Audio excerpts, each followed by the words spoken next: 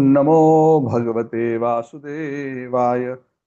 ओम नमो भगवते वासुदेवाय। ओम नमो भगवते वासुदेवाय। जय जय श्री चैतन्य जय नित्यानंद। जय द्वैत चंद्र जय गौरभक्त वृंद। जय जय श्री चैतन्य जय नित्यानंद। जय द्वैत चंद्र जय गौरभक्त वृंद। जय जय श्री चैतन्य जय नित्यानंद। जय द्वैत चंद्र जय गौरभक्त वृंद। ओम अज्ञानतिमिरान्धस्य ज्ञानाञ्जनशलाकया चक्षुरुन्मिलितं येन तस्मै श्रीगुरवे नमः। श्रीचैतन्यमनोभीष्टं स्थापितं येन भूतले स्वयं रूपः कदा मह्यं ददाति स्वपदान्तिकम्।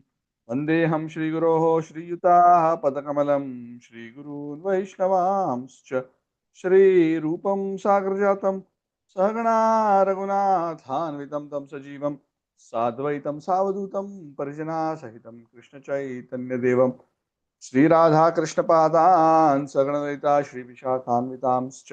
हे कृष्ण करुणा सिंधु दीनबंधु जगतपते गोपेशा गोपिका कांत राधा कांत नमोस्तुते।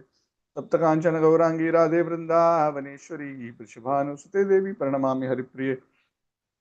वंश कल्पतरुभ्यश्च कृपा सिंधुभ्येव च पतितानां पावनेभ्यो वैष्णवेभ्यो नमो नमः। जय श्री कृष्ण चैतन्य प्रभु नित्यानंद श्री अद्वैत गदाधर श्रीवासादि गौरभक्त वृंद। हरे कृष्ण कृष्ण कृष्ण हरे हरे हरे राम राम राम हरे हरे। नमो कृष्ण प्रेष्ठाय नमो विष्णुपादाय कृष्ण प्रेष्ठाय भूतले श्रीमते भक्ति वेदांत स्वामी नामिने नमस्ते सारस्वती देवी गौरवाणी विशेष धन्यवाद। पाश्चात्य देश तारिणी तम करोति वाचालम पंगुम लंघयते गिरिं यत्कृपातमहं वन्दे श्री गुरुं दीनतारिणं परमानंद माधवम श्री चैतन्येश्वरम। हरि ओम। हरे Krishna. Welcome all. Once again we are very fortunate in the holy month of Purushottama. We are getting this very wonderful opportunity uh, to get together to discuss Harikatha. And this most special of all months, which appears every 2.5, 3 months, has been especially blessed by the Supreme Personality of Godhead. This month, which was originally known as Adhik Mas, extra month, which nobody was too excited because no rituals are typically performed in this month. When that month, in a crying mood, went to the Supreme Lord as a devotee and begged him, nobody likes me. I'm considered discarded month. Please give me your blessings. So the Lord, being pleased by the devotion of this Adhik Mas, the personality of Adhik Mas, he said that I'm so pleased with you. I bless you that this month will be known by my own name, Purushottama. It will be non-different from me, and whoever will perform any devotional activities, this month is especially famous, not for rituals. Generally, in this month, people say rituals are forbidden. It's not so much that it is like sinful to do rituals, but because this is an extra month, usually nobody does rituals in this month because typically the tithis are calculated for the standard 12 months. Anyway, what the Lord says, this month is especially to focus on spiritual activity. Any devotional activity done in this month will bear great merit and great reciprocation from it. We consider, Shastra says that the month of Kartik is very special, and we glorify and promote the month of Kartik. The month of Purushottam gives much more benefit than the month of Kartik. So such a very wonderful opportunity for everyone. And especially in this month, we sing this beautiful Ashtaka, the Chaurashtakam. Because the greatest good fortune for living entities like us who are trapped in material world, who are ensnared by Maya and continuously attracted to Maya's prakshepatmika and avaranatmika shaktis. Her projection and covering potencies. Maya acts in these two ways. We are so bahirmukha so outward looking for enjoyment, that unless and until we become fortunate that Lord Hari steals our heart, the chore, huh? Who's the biggest chore? Krishna is famous as uh, in Vraj as Navanita Taskar, the stealer of butter. But what actually is that butter? Is Krishna actually hungry for butter?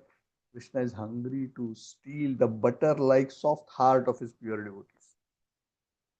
He melts their heart, he steals it.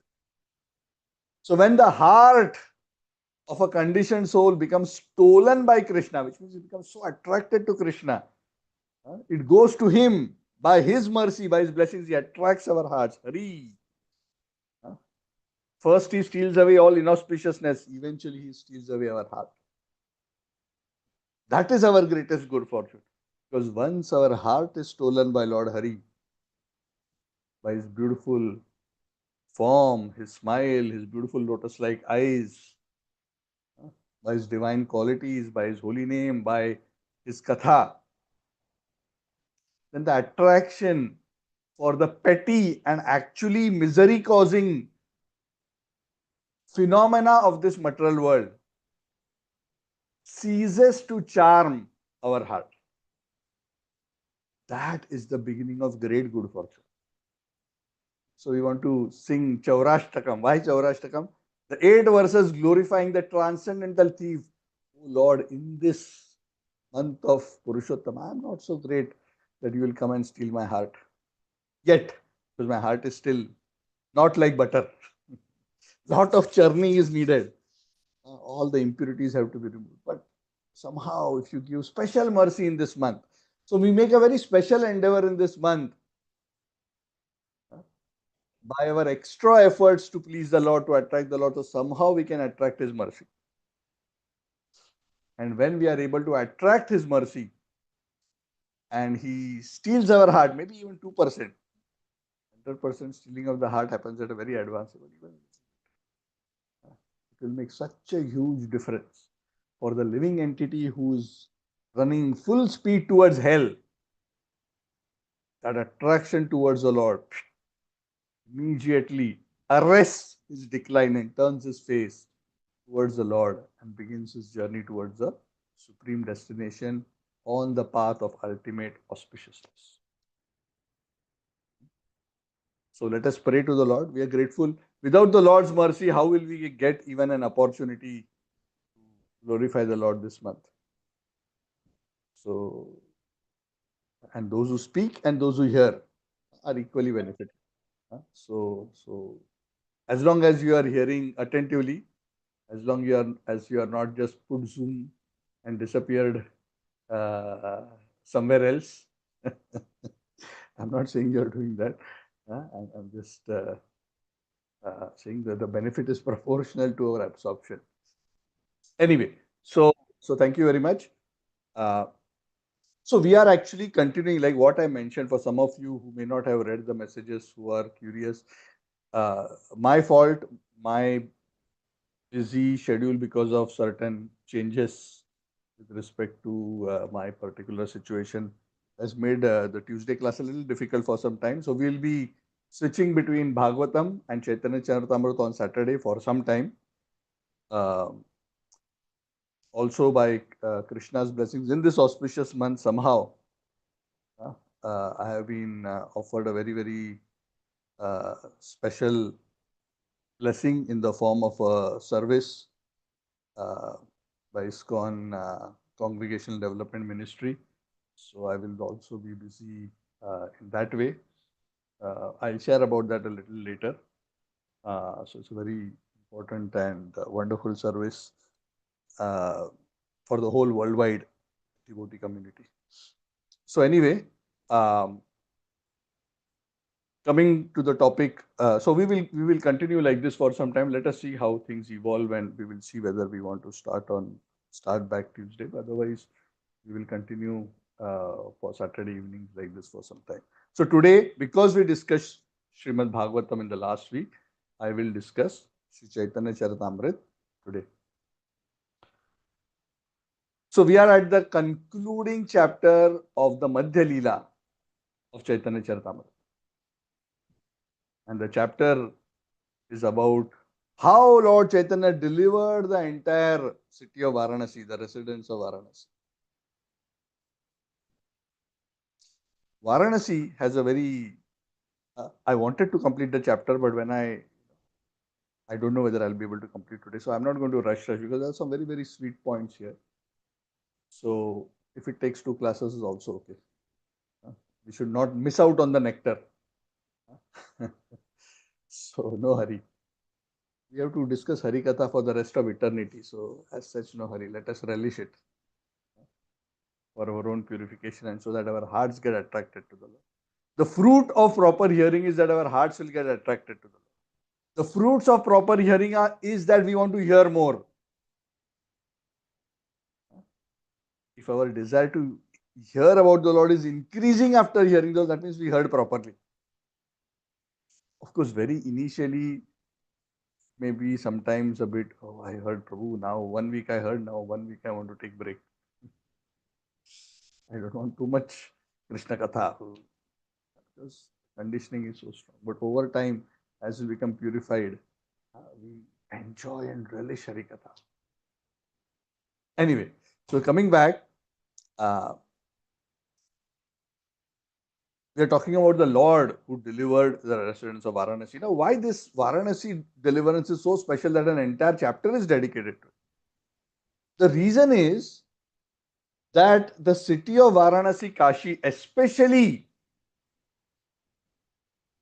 is considered a very, very difficult place to preach bhakti. You may wonder why Varanasi is such a holy place. Why is it difficult to preach bhakti? Because traditionally, Varanasi or Kashi, the city of Lord Vishwanath, Lord Shiva, is considered as the capital of the impersonalists, the Mayavadis, those who are attached to the Brahman aspect. The focus of the scholars and the sages, the Brahmavadis, the Jnanis of Varanasi, their exclusive focus is to scrutinizingly study the scripture, especially the Vedanta, distinguish matter from illusion, and come to the state of Brahman realization with the aim of merging into the Brahman and extinguishing their identity, individual identity, or at least that's what they believe that will happen. So generally with this kind of an approach, bhakti is not very popular. Jnana, vairagya, very, very popular. So that's the city where everyone is discussing with logic, with tark, with nyaya. They are discussing Vedanta philosophy, discussing Sankhya, and scrutinizingly trying to sharpen the spiritual intelligence from a perspective of being able to distinguish Brahman from all illusion. Interestingly, and they are all praying to Lord Shiva so that Lord Shiva will give them that knowledge and give them that blessing. And very interesting. And do you know what is the most interesting thing?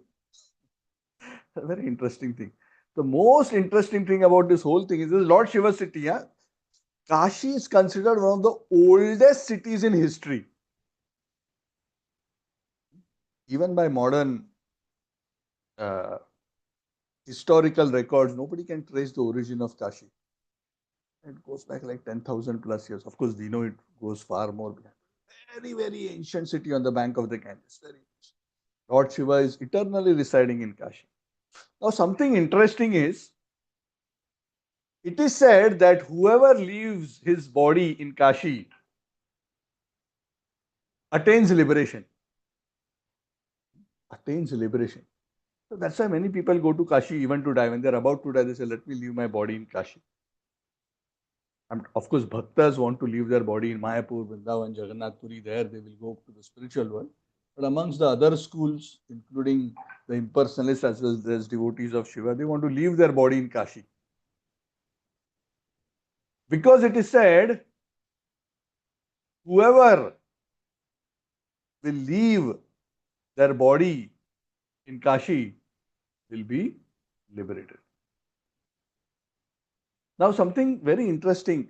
How those who leave their body in Kashi are liberated. So it is said, and this is the interesting part. Please listen carefully. This is the interesting part. When somebody goes to Kashi and is about to die, just on the moment of their about to die,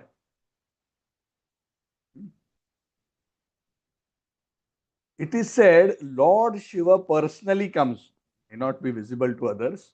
Lord Shiva personally comes and whispers something into the ears of the dying person. Lord Shiva himself, this is all recorded in scripture. This is not my speculation. And do you know what he whispers into the ears of the dying person? He whispers into the ears of the dying person the name of Ram. Ram Nam. He chants the name of Ram. How Lord Shiva is granting liberation to the Jiva? He is uttering Taraka Brahmanam. That name of the Lord which can give liberation. Taraka Brahmanam, Ram. The dying Jiva in Varanasi, when he hears the Tarak Brahmanam from the lips of Lord Shiva, who is the greatest of all Vaishnav, through that special mercy of hearing Harinam at the time of death from the lips of Lord Shiva, is that living entity delivered. Not because of Gyan, not because of. So while everybody in Kashi is excited about Gyan, the boss of Kashi, whose city it is, what is he excited about? He is excited about Ram Nam. That's why he tells Parvati, right? Sahasranam Tattulyam Rama Nama Varanane. 1,000 names of Vishnu is equal to one name of Ram. There are many references in scripture at different places where Parvati asked Lord Shiva, what are you up to? We were discussing yesterday in our Hindi class at Khar program, where we were discussing from the Mohini Murti pastime. We have discussed that earlier. Tells Parvati, you are asking me, whom I am meditating on? Is that person, Purushottam, the Supreme Lord, I am meditating on. Sometimes when Parvati asks, whose name are you chanting on Japa? Everyone says, you are Ishvara. Oh, I am chanting Ram Nam. Ram, Ram, Ram, Ram, Ram. So that Ram Nam, which Lord Shiva is always chanting, whispers into the ears of those who are leaving their bodies. So the whole Kashi is excited about impersonal liberation, but the boss of Kashi is interested in Prema. And his real gift to those who leave the body in his abode, in his house, is to give them Krishna, give them Rama. Very sweet, very interesting. I thought I should just mention. So obviously when Lord Chaitanya comes to Kashi, Lord Shiva is going to be very excited. It's not that he's going to feel threatened. Oh, in my town, sometimes, immature devotees feel very threatened when another preacher comes to their area. Prabhu, this is my area, don't come and preach here. My zone, this is my area. Why are you coming here? We have to understand that we are all here simply to serve the Lord. How does it matter? Correct? Whether you put money in the left pocket or right pocket. It is your pocket only, right? Doesn't matter. What matters is that the Lord is served. Anyway, so Lord Shiva is very, very happy. So this episode is especially famous because this is one of those very few times ever in history that Varanasi, which was the capital, at the time of death, they are all made devotees. But externally, everyone is practicing Gyan. But first time in history, Lord Chaitanya transformed Varanasi to be full of Vaishnav. Even those who are impersonalists, they all became Vaishnavas. And that is why this chapter is so very wonderful. What does it mean they became Vaishnav? They started chanting Hare Krishna, Hare Krishna, Hare Krishna, Krishna Krishna, Hare Hare, Hare Rama, Rama Rama, Hare Hare. चलौ दोष निधे राजन अस्ति एको महद्गुणः कीर्तनादेव कृष्णस्य मुक्त संग परम Braj. Kaliyuga is full of faults, but there is one great blessing. Kirtanadeva Krishnasya, just by chanting the names of Krishna. The Sangha Param Vrajet. One will become free from all material attachment. And Param Vrajet, one goes to the Supreme Abode. So the greatest friends of the living entity in Kali Yuga are holy name. And what is the second?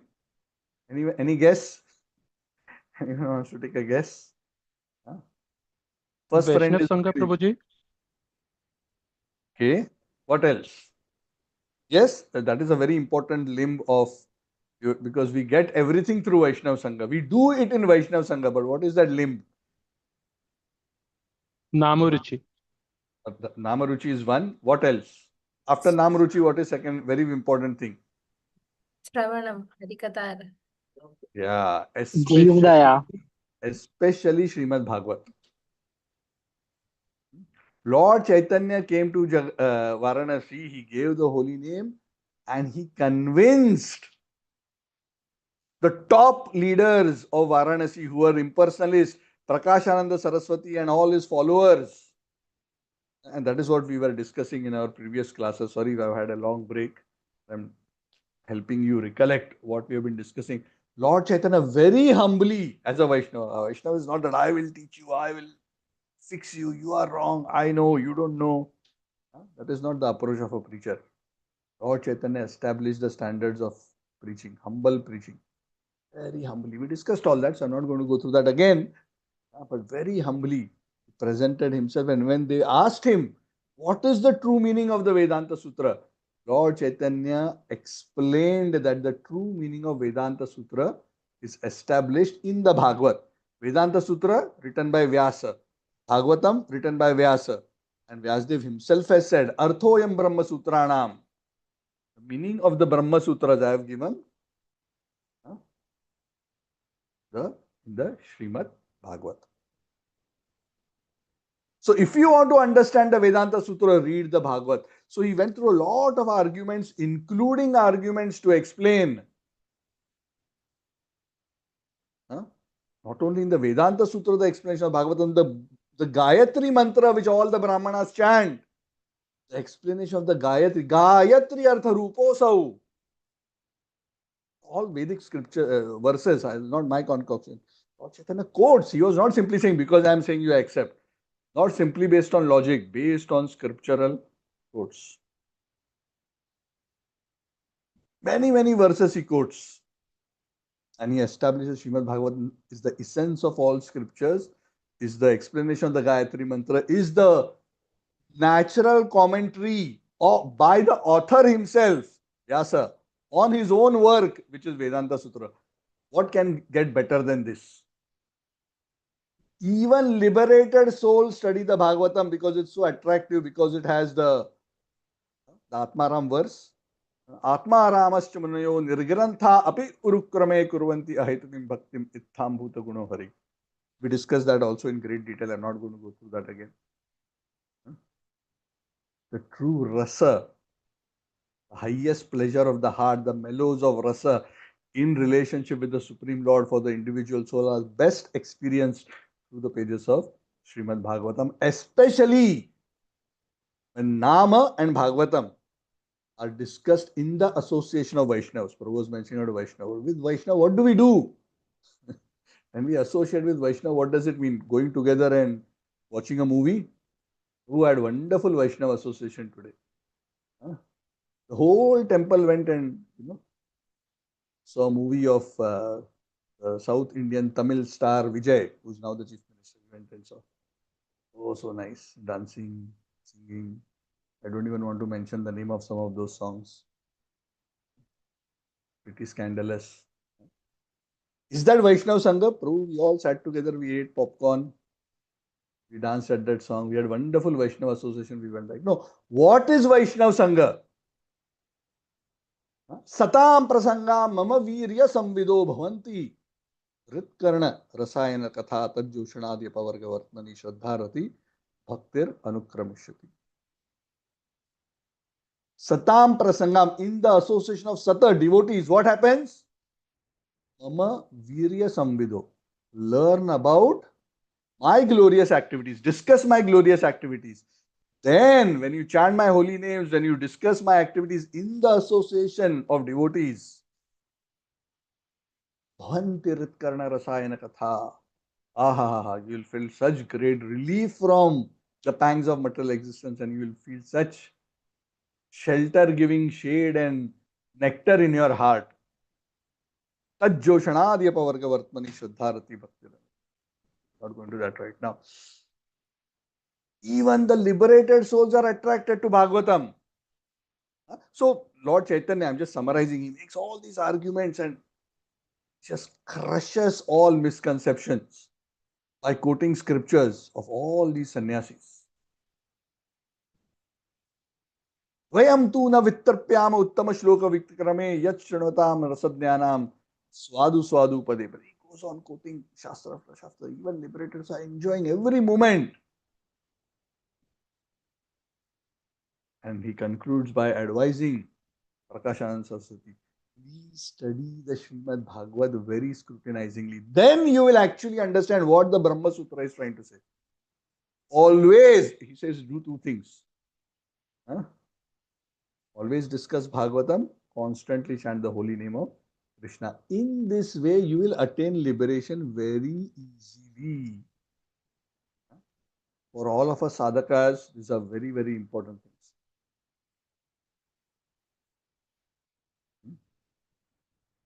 And when we say we want to preach, what is it that we want to preach? Preaching is a wonderful service, or what we want to preach? This is what we want to preach. We want to preach, please chant the holy name and please relish the Bhagavatam in the association of devotees. That is the sum and substance. To give Krishna to others in the form of the holy name and Bhagavat. How are you going to give Krishna to others? Are you carrying Krishna in your hand that you will say, Prabhu, I will order and I will parcel and send Krishna to you? How are we giving Krishna to others? Huh? Krishna is most accessible in Kali Yuga in these two forms.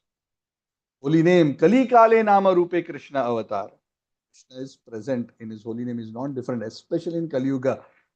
He is most accessible through the holy name. And second form in which Krishna is present, Krishna Swadhama Upagate. And Krishna went to his own abode. Dharmam Kam Sharanam Gata. Bhagavatam was there, did the principles of religion. So, Purano Arko Adhuno Uditaha. In the form of this Puran, Bhagavad Puran, the son of Krishna has arisen again on the horizon of Kali Yuga. Nama is Krishna, Bhagavatam is Krishna. When we give Krishna to others, we give them association of devotees in whose association Nama and Katha are discussed. These are most important. Of course, there are other aspects like staying in the Dham, which are all very powerful, worshipping the deity. But if you say what is the most essential, hearing and chanting in the association of devotees.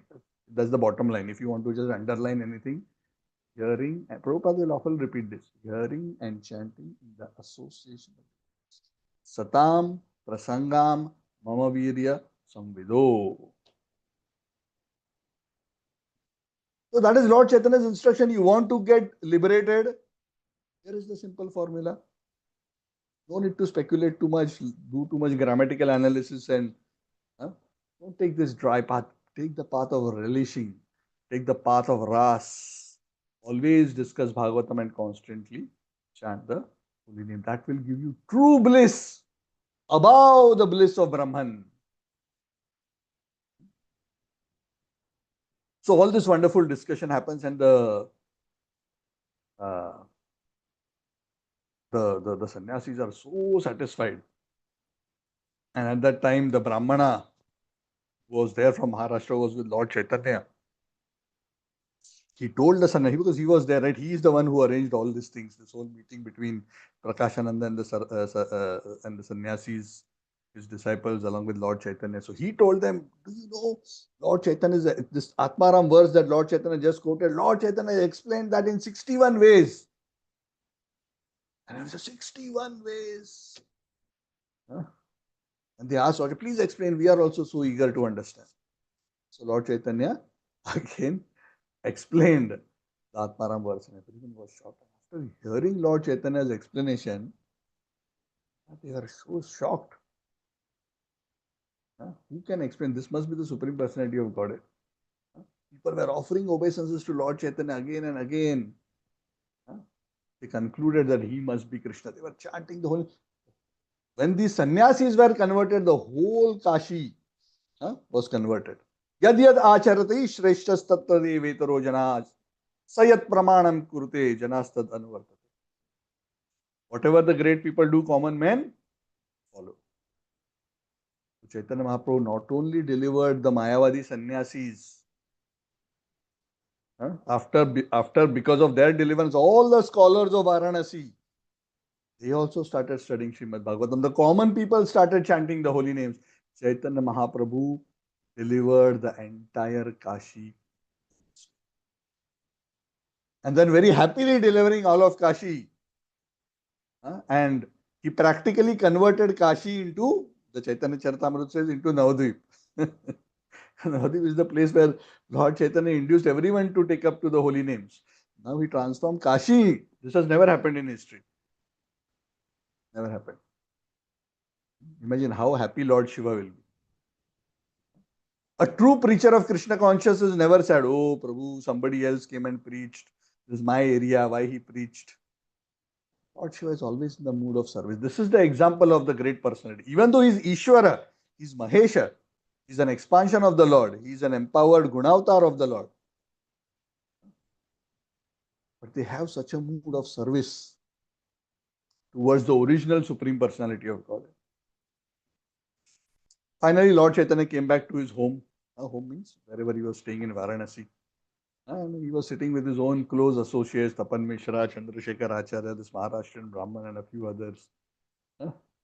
And he started laughing. And he said, I came to Varanasi to give out my goods, to sell my goods. What is the goods that I have to sell? Prema.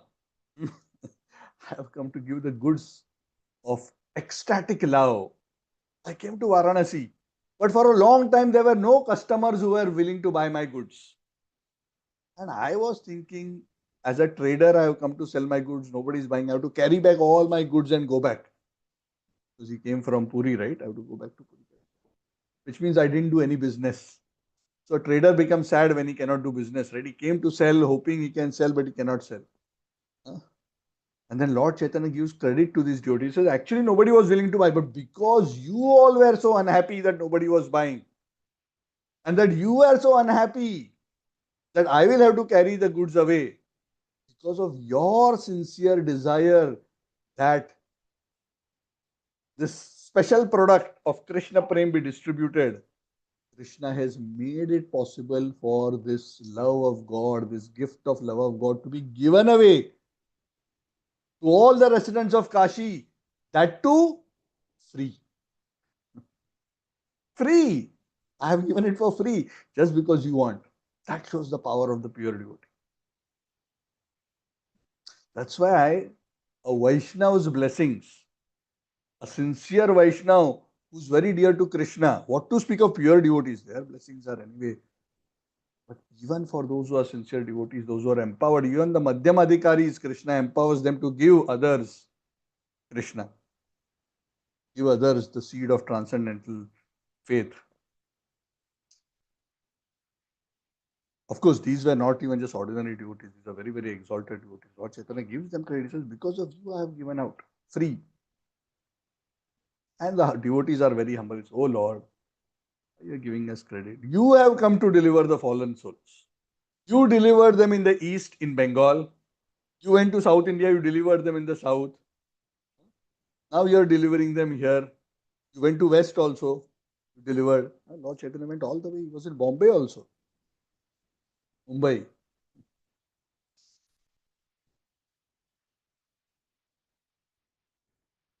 Dvaipayani.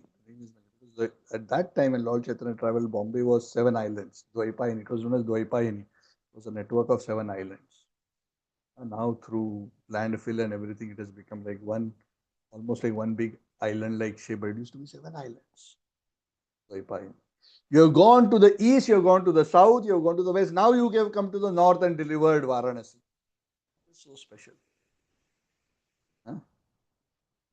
All this while you are not giving them mercy because they were preaching impersonal philosophy against your bhakti. But now you have delivered all of them. We are very happy. And the reason why they delivered, they don't say. The Lord explains the reason. I was not willing to give them bhakti. But because of your insistence, I have given them bhakti. Hundreds and thousands. When Lord Chaitanya was in Kashi, hundreds and thousands of people came to see Lord Chaitanya. Chaitanya Charitamrita says you couldn't even count them. Lord Chaitanya's home was so small, but continuously people were coming. When Lord Chaitanya would go to the Ganges to take bath, or go to Lord Vishwanath's temple to take darshan of Lord Shiva Vishwanath, people would line up in thousands to take darshan of Lord Chaitanya. They would be jumping and offering obeisances, and Lord Chaitanya would just encourage everybody, chant, Hari Bolo, Hari Bolo. They would all start chanting, Hare Krishna, Krishna Krishna, Hare Hare, Hare Rama, Ram Ram. In this way, 5 days Lord Chaitanya stayed in Kashi after that episode. And every day he would meet all these people, instruct them to chant the holy name, and in that way everybody was converted. Nobody was left in Kashi who was spared from the mercy or who was bereft from the mercy. So on the 6th day, finally Lord Chaitanya said, now it is time for me to go. So very early morning on the 6th day, Lord Chaitanya Mahaprabhu, he woke up and he started to leave. 5 devotees began to follow Lord Chaitanya. Who are those 5? These are the 5 who were very closely associated with Lord Chaitanya in Kashi. Tapan Mishra, Raghunath, the Maharashtrian Brahman, Chandrasekhar and Paramananda Kirtaniya. They all wanted to go with Lord Chaitanya. We are also coming with you. Our whole life is meant for service to you. Why you are going? If you are going, we are also coming with you. The Lord told them, no. Don't follow me. Please, I accept your love and affection. If you want to come and see me, you come later. Right now, I want to go alone through the Jharikanda forest of Bihar. Lord Chaitanya also, he had instructed Sanatan Goswami. He had had long conversations with Sanatan Goswami in Varanasi. We have been discussing about that for a long time. He instructed Sanatan Goswami especially. He told him, he instructed him everything. After that, he told him, you now go to Vrindavan. I've given you all the knowledge. Your seva in Vrindavan is to excavate the holy places, write transcendental literature. You go and do your seva. Already your 2 brothers, Rupa and Anupam, are already in Vrindavan. You go and join them. I have given Vrindavan to the Goswamis. Vraj, in those days, after Krishna's disappearance, after Vajranabh's disappearance, the great grandson of Krishna, Vraj was practically lost to much of society. It was like a dense forest. The places of Lord Krishna's pastimes, barely anyone knew. It was a forest full of tigers and lions and leopards and all kinds of wild animals and snakes. Only very, very great sadhus would come and stay in the forest of Braj and do bhajan. Common people wouldn't even go. Lord Chaitanya is the one, Krishna himself, who came and made Braj available. He rediscovered Braj. And he empowered the Goswamis to re-establish the places of pilgrimage, establish nice temples there, and make it the holy, not to make it, but to make it available to us as the glorious Dham where we can all go today and take the benefit of Dhamvas. So, we owe Braj, Lord Chaitanya, and the 6 Goswamis. In fact, that is why all the Brajvasis, even up to today, consider Sanatan Goswami as the Guru, as the main Guru of all Brajvasis. So when Lord Chaitanya told Sanatan Goswami that you go to Braj and your 2 brothers are there, he told Sanatan Goswami one more instruction. Because Sanatan Goswami had kept some money to serve the Vaishnavas. He told, all my devotees who go to Braj, they are very, very poor. And Braj is all a forest now. Those times are barely any facilities. They barely have one quilt to cover. It is so cold there in winter, and one small water pot. So Sanatan, when you are there, you give them shelter. You maintain them. Make sure they have at least the most basic facilities so they can stay in Braj and do their bhajan there. So that is one more seva Lord Chaitanya. Sanatana Goswami was a very resourceful person. He was a minister in Nawab Hussain Shah. Lord Chaitanya embraced all these associates, Sanatana Goswami, and all these 5 personalities in Varanasi. They all fainted when Lord Chaitanya embraced. And finally they woke up and they went back. Lord Chaitanya had already started walking towards Vrindavan. So this is how the Lord's departure from Varanasi is described. So now what was Lord Chaitanya's intention? Lord Chaitanya had come from Puri, he had come to Varanasi. Now he wants to go back to Puri. Now the scene changes. Where is the scene? The scene is that of Rup Goswami when he reached Mathura, because previously Rup Goswami and Anupam were asked by Lord Chaitanya to go to Vrindavan. And of course now Sanatan was asked, you go to Vrindavan. So now there's kind of a going back a little bit. So Rup Goswami, when Rup Goswami reached Mathura on the instructions of Lord Chaitanya earlier, Krishnadas Kaviraj Goswami narrates the story of a very interesting personality. Because this interesting personality had a very wonderful relationship with Rup Goswami and later with Sanatan Goswami. So this personality story is mentioned. So we'll discuss that. It's already 9:44. So probably we'll only be able to discuss his story. It's very interesting. And then we'll conclude for today. So surely we cannot complete the chapter. No worries. So when Rup Goswami reached Mathura, he met a personality. Because Rup Goswami, when he went to Mathura, he went to Braj. Whom did he know?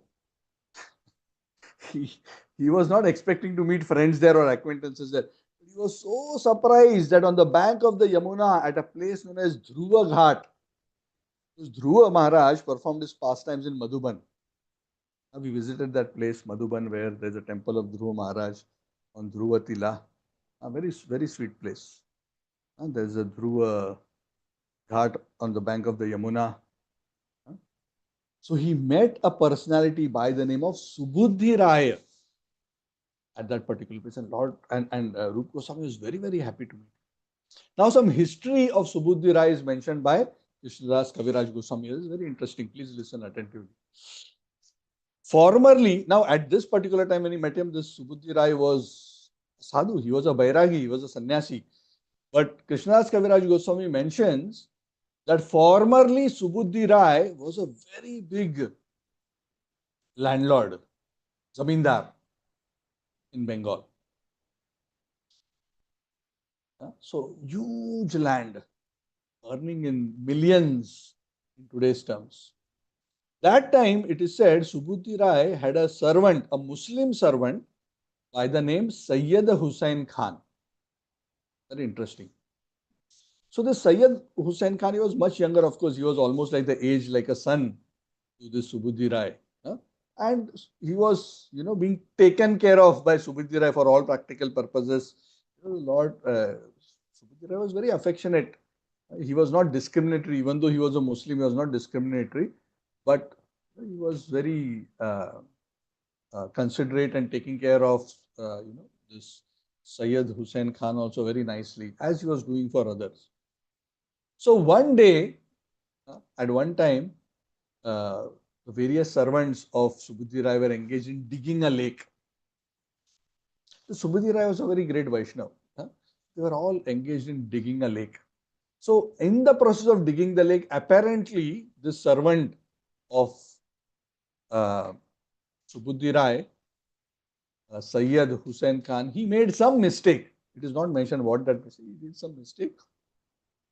And being upset with him, as a punishment to him, Subudhi Rai hit him with a whip. It is that when he hit him with the whip hit him so hard that a mark of the hit of that whip remained on the back of Sayyid Hussain Khan. Even though eventually it healed, it was not that it was a serious injury and he died and he was in ICU, nothing like that. But a whip was there, but it left a mark on the back which didn't go away. Of course, after that episode, the relationship between Subudhi Rai and this particular servant didn't deteriorate. He punished him at that time. Everything went on and all went on fine. Fine. There was no issue. Something very interesting happened. As time would have it, in due course, this almost ordinary servant was digging lakes. This Sayyid Hussain Khan was eventually appointed as the Nawab by the central Muslim government, Nawab of that area of Bengal. Can you imagine? The servant of Subhuti Rai eventually became the Nawab of Bengal and became famous by what name? Nawab Hussain Shah.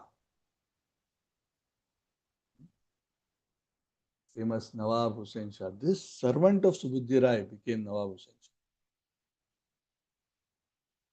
Shah. And even when he became Nawab, there was never any inimical feeling between Nawab Hussain Shah and Subhuti Rai.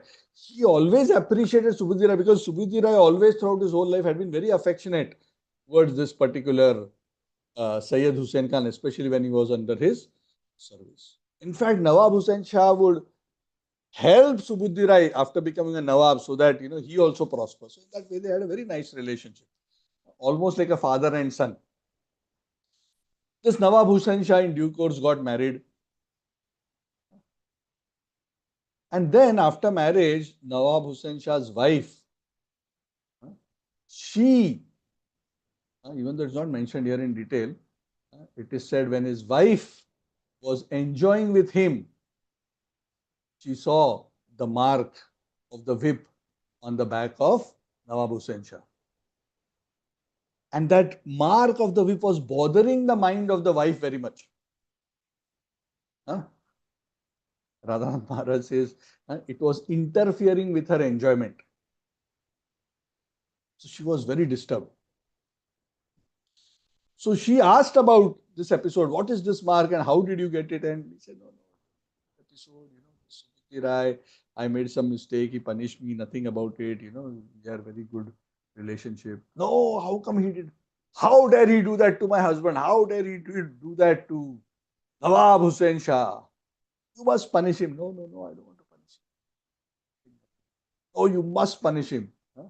So he was a bit of a henpecked husband. So she pestered him so much. He said, you must kill him for doing this to you. Hussain Shah replied, Subhuti Rai has maintained me for so many years. If he had not taken care of me at that time, I don't know where I would have been. He has been just like a father to me. And now you are asking me to kill him? No. This is not a very good idea. So she went on and he was resisting. And finally, the wife told him, I don't know what she threatened him, like a wife will typically say. I'll not talk to you, I'll go away if you don't do this. Finally, he said, if you don't want to kill him, at least you must do this. You must take away the caste of, because Subhuti Rai was a Brahmin, you must take away the caste of Subhuti Rai and turn him into a Muslim. At least that punishment is sure. Because for a Brahman to become a Muslim is like, dying.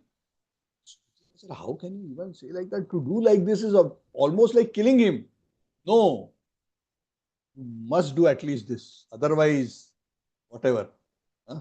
I'm not coming into the bedroom with you anymore. Whatever she threatened him. And he was like so perplexed. He didn't know what to do, but finally he was under so much pressure. Repeatedly the wife was giving to Nawab Hussain Shah that finally he relented. And what he did, he took a pitcher of water which was used by a Muslim to drink, and he went near Subhuti Rai. Probably he went to his home. I don't know under which place he did that, but he took some water from that pitcher, water from a pitcher where a Muslim had drunk, and he took that water and sprinkled it on Subhuti Rai. That's all. Just sprinkled water from the pitcher used by a Muslim.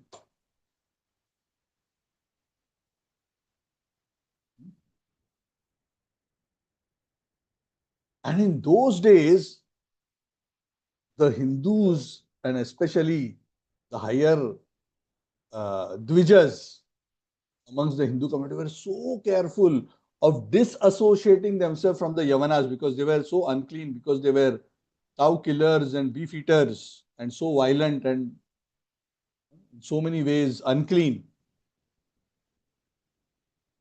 that the social custom was so strong that anybody who dealt with the Yavanas in any way or ate with them or drank from their pots, they would be excommunicated from the Hindu community. You are no longer, you are contaminated, you go away, don't associate with us. Shastra doesn't say this. But that thinking was so strong that people would get excommunicated if they were found or noticed eating together with Muslims, drinking the water from Muslims, even being employed under Muslims. That is why Rup and Sanatan, even though they are from Saraswat Brahman families, which are like considered like the highest amongst the Brahmans, Saraswat Brahman, even then they were considered outcast. That's why even Rup and Sanatan would not enter Jagannath temple. Just like Haridas Thakur would not enter. Haridas Thakur, of course, was born as a Muslim, but Rup and Sanatan would also not enter because social traditions were so strong and they were so rooted in this kind of an understanding.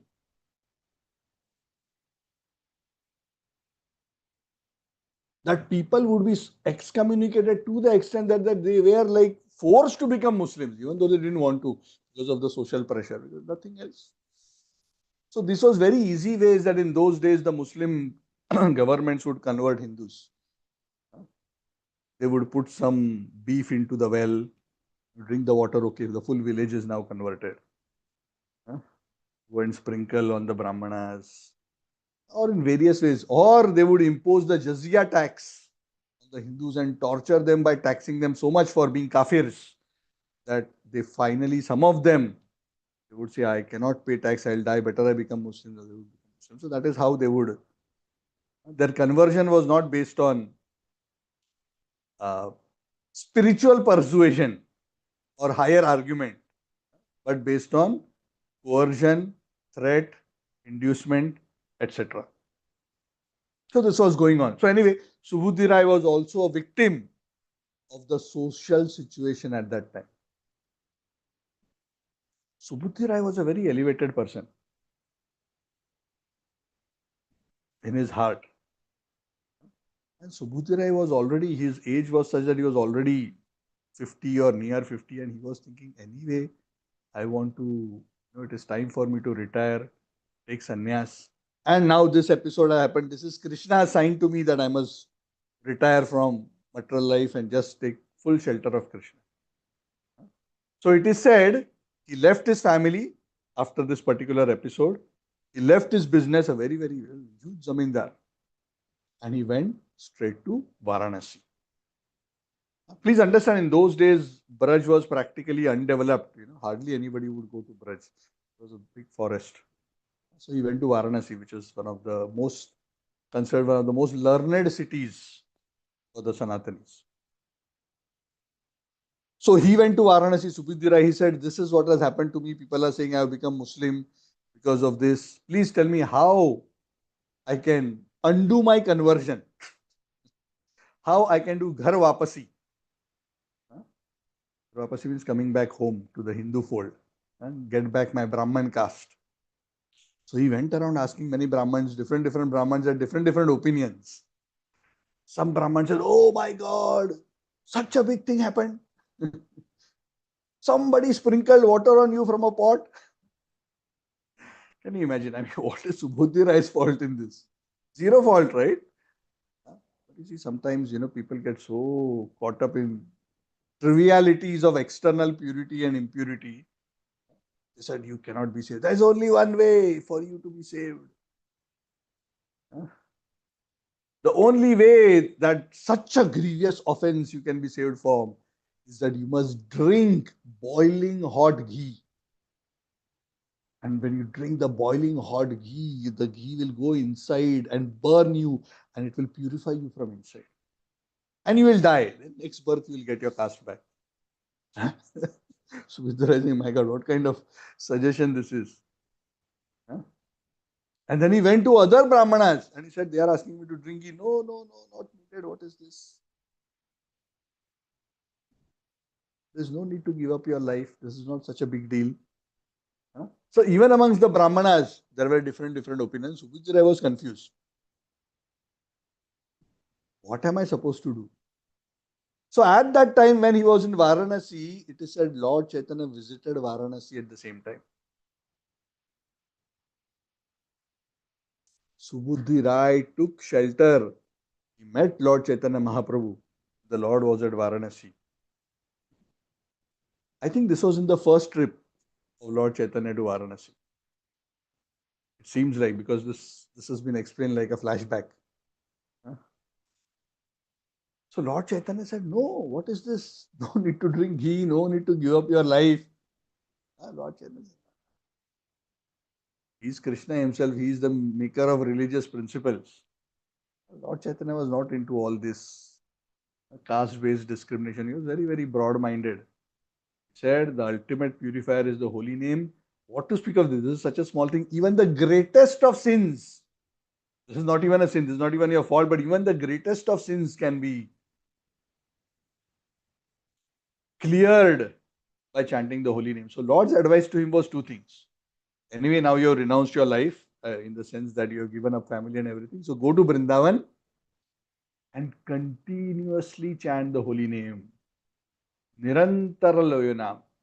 So this is one of the key duties of those who have taken to the renounced order. Of course, one duty is to preach, but if you're not preaching, Nirantar Loyanam, Hare Krishna, Krishna Krishna, Hare Hare, Hare Ram, Ram Ram. Continuously chant the holy name. When one continuously chants the holy name, one very soon becomes free from all offenses. One goes from the stage of offensive chanting. Anyone can take to the chanting of the holy name. Prabhupada explains very nicely. There is no qualification, there is no purascharya needed to start the chanting of the holy name. Anyone can do it.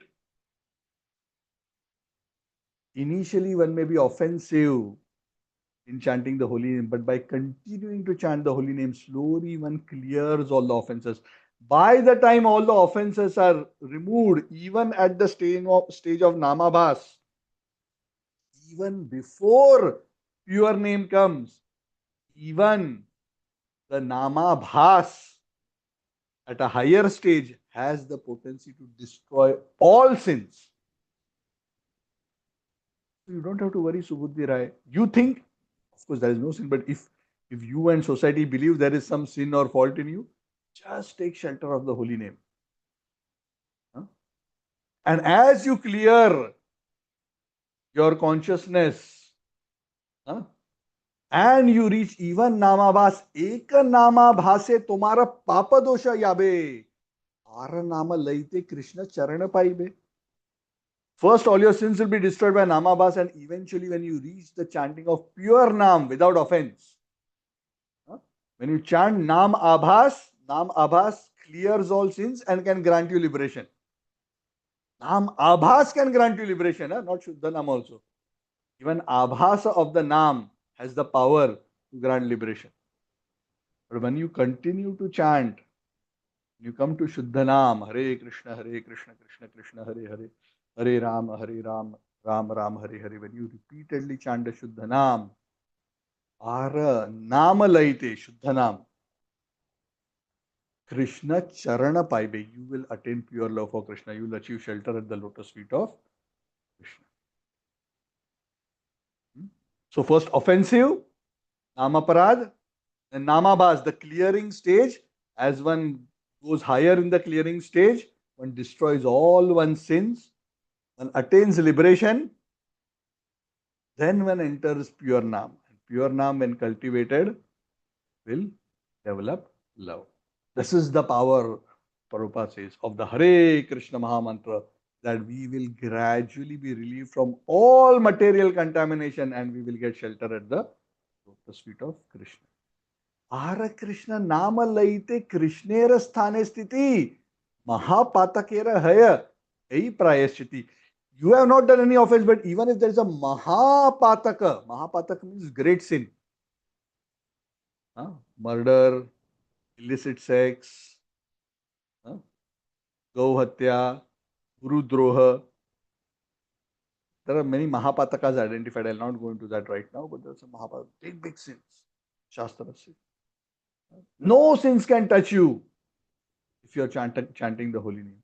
And finally, you'll achieve shelter at the lotus feet of Krishna. When he was instructed in this way, Subudhi became very clear.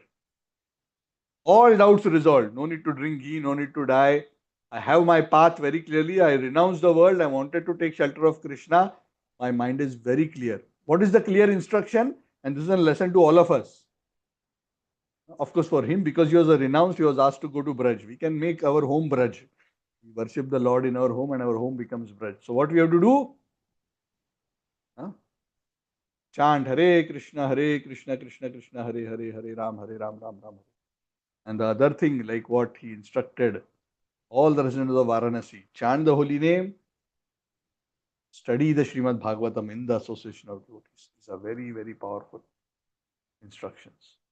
So it is said when he was instructed like that, Subudhi Rai, he left Varanasi, went through Prayag, went through Ayodhya, went through Naimisharanya towards Vrindavan.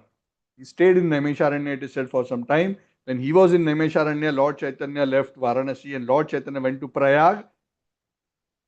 First, Lord Chaitanya went back to Vrindavan and then Lord Chaitanya went to Prayag.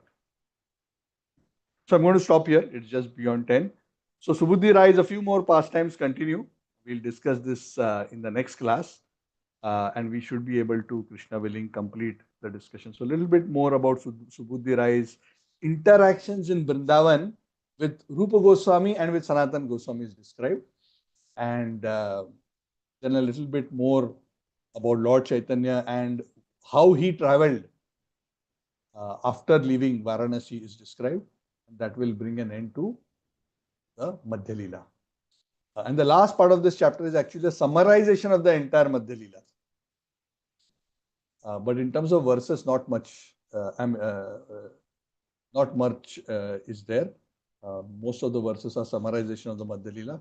Probably another 10-15 verses before that summarization section comes, but we will discuss that the next time. How Subudhi Rai lived in Braj and how was his sweet interaction with Rupa and Sanatan, and how Lord Chaitanya traveled and how Lord Chaitanya interacted, how his itinerary and Rupa Goswami's itinerary, how they worked when they were traveling.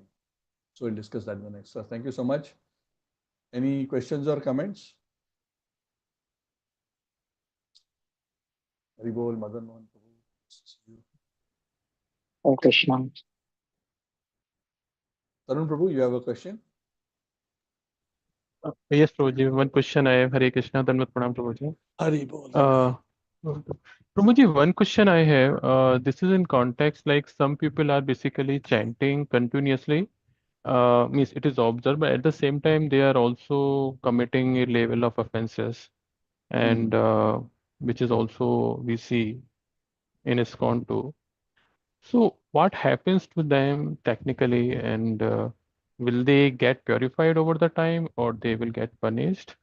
So I do understand the Subudhi Rai means he renounced, he was mistakenly blamed.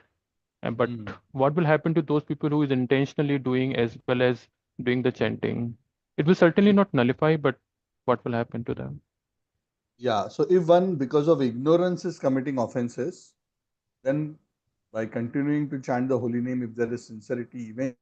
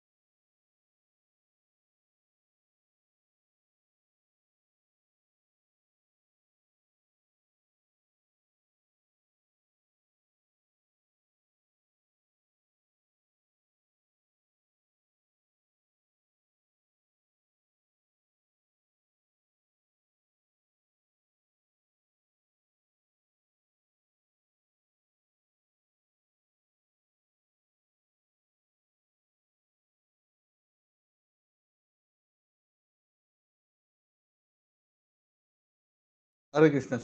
Sorry, I'm back. I don't know what happened.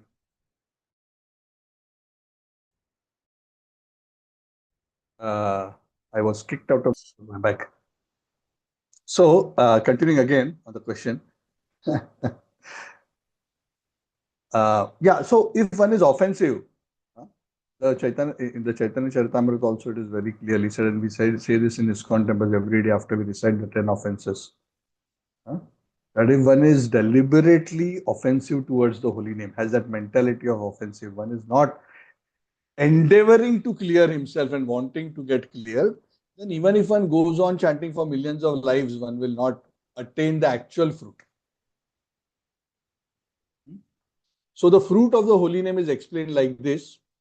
In Harinam Chintamani it is explained. If one is chanting Nam Aparad, one can get material benefit.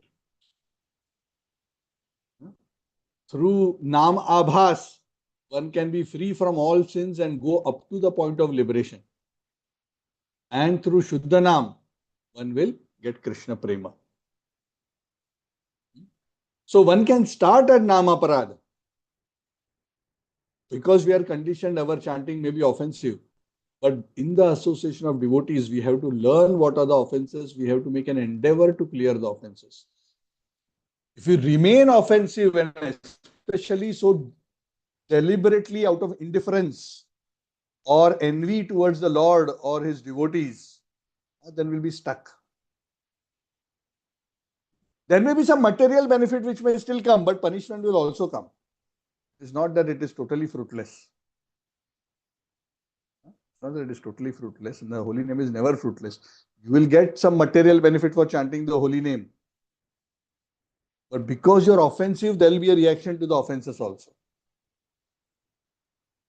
That is why it is very important for those who want to be devotees.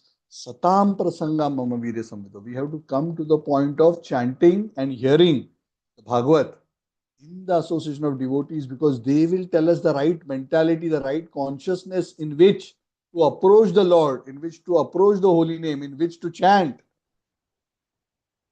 Correct? Then we will properly go through Nam Aparat to Namabhas to Shuddhanam.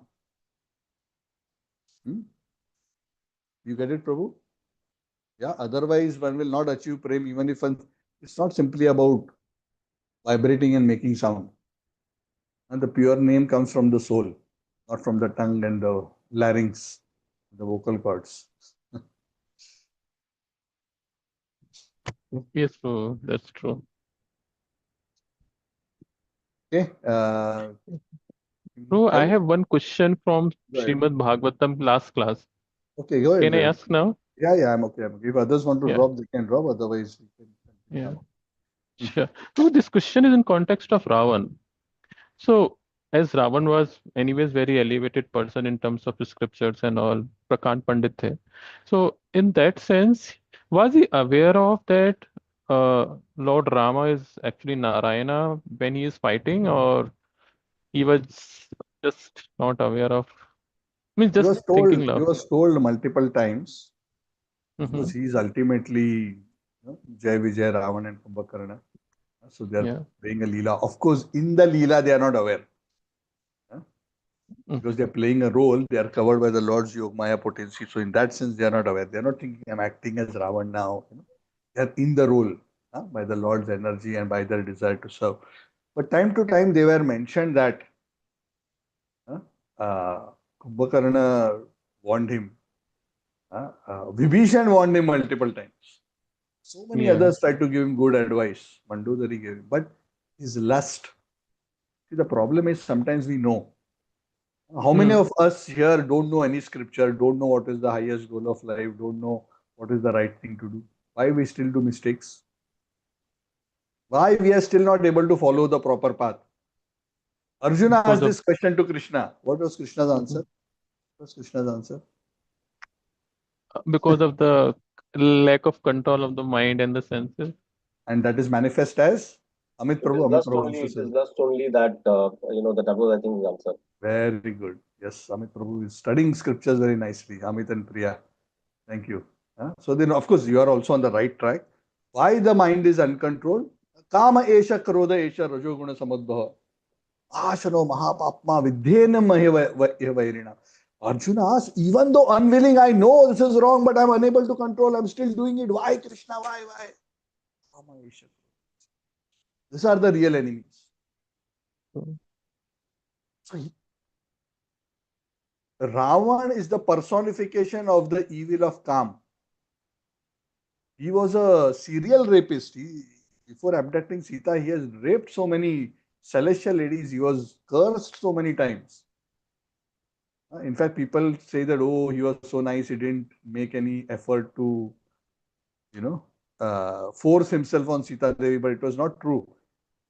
He didn't do it not because he was very respectful, but because he was cursed. If you force anyone again, you will die immediately.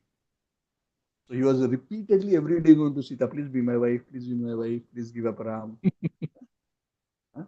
was still very, very lusty. So knowing theoretically is one thing. To be able to follow dharma, the heart must be cleansed. Okay? Correct? You understand? Right? So knowing is one thing. Through knowledge, one can acquire. He used his knowledge for what? To control the world. To earn power. Use the Vedas. Vedas are a desire tree. It can give you anything. Correct? That's why Hiranyakashipu, when we discuss Hiranyakashipu conquered the whole world, but he was still not happy because he had not controlled his own mind and senses, the Bhagavad Gita says. Yeah? So who is really a successful person in this world? He who has controlled his mind. Because he is immediately self-satisfied, independent of what is happening outside. People who are Bahirmukha, what is their attitude towards the world? I will be happy by more and more I control the world, the more I will become happy. But is it really possible to control the world? No. To some extent, we are successful and we think I will control everything, but nobody has ever been able to control. Not even the greatest of demons. Eventually, things just slip out of their hand and everything goes in chaos and they are killed. The forces of time is all powerful. So don't try to, the teaching of the Shastra, don't try to control the outside, control your inside. Control your inside in such a way, by being situated in your original position, that no matter what happens on the outside, internally you are always happy and sheltered in the Lord. That is our philosophy. Okay, Prabhu? Is that clear? Yes, Prabhu. Yes. Anything Thank you, else? Prabhu. No, I'm good. Thank you very much, Prabhu. Hare Krishna. Hari. Okay. So if nothing else, we will conclude. So I will see you all on next Saturday. We will discuss Srimad Bhagavatam in the next Saturday. Thank you very much, Jantaraj. Shri Chaitanya Charitamrita ki jai, Shri Gaur Nitai ki jai, Shri Prabhupada ki jai, Samaved Gaur Bhakta. Thank you, Prabhu. Hare Thank you. Thank you, Anand. Prabhuji. Hare Krishna. Raji. Hare Krishna. Krishna. Hare Krishna. Thank you, Prabhuji. Hare Krishna. Thank you, Prabhuji. Hare Krishna. Amit Priya, thank you, Sri Devi ji. Sridhar Prabhu, Madan Mohan, Thank you, Sarveshwar Prabhu. Hare Krishna. Ji.